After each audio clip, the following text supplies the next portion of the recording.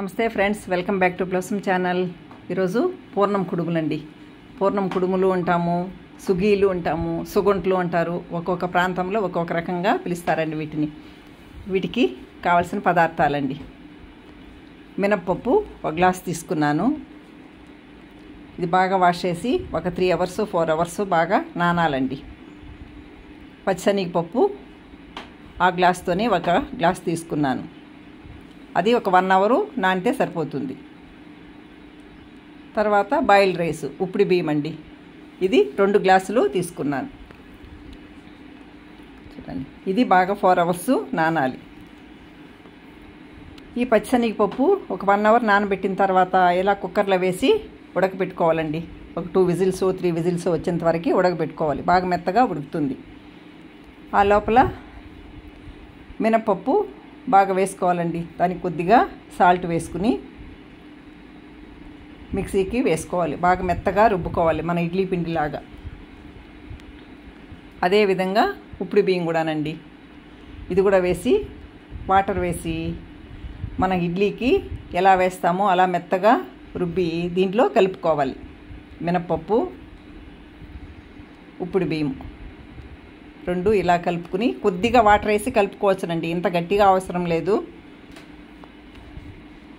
అప్పుడే మనం కుక్కర్లో ఉడకబెట్టుకున్నాం కదా పచ్చిశనగపప్పు, అది ఉడికిపోయిందండి. విజిల్ తీసేసిన తర్వాత 1 కప్పు బెల్లము వేసి కరగపెట్టుకోవాలండి. ఇట్లా బెల్లం వేస్తానే కొద్దిగా లూజ్ అవుతుందని ఏమనుకోకండి. అలా కాసేపు సిమ్లోనే ఉంచినామనుకోండి, కొద్దిగా గట్టి పడుతుంది అది. ఇది ఇలా ప్లేట్లో పెట్టుకుని చల్లార్చుకోవాలి. యాలకుల పౌడరు ఒక 2 స్పూన్లు వేసాను. చల్లార్చిన తర్వాత ఇది మిక్సీకి వేసుకోవాలండి. ఇలా ముద్దగా వేసుకుని మనకు కావాల్సిన సైజులో మనము ఉండలు పెట్టుకోవచ్చు. చిన్న చిన్న ఉండలుగా ఇలా చేసుకోవాలి. ఇంకా చిన్నవైనా కూడా చేసుకోవచ్చు.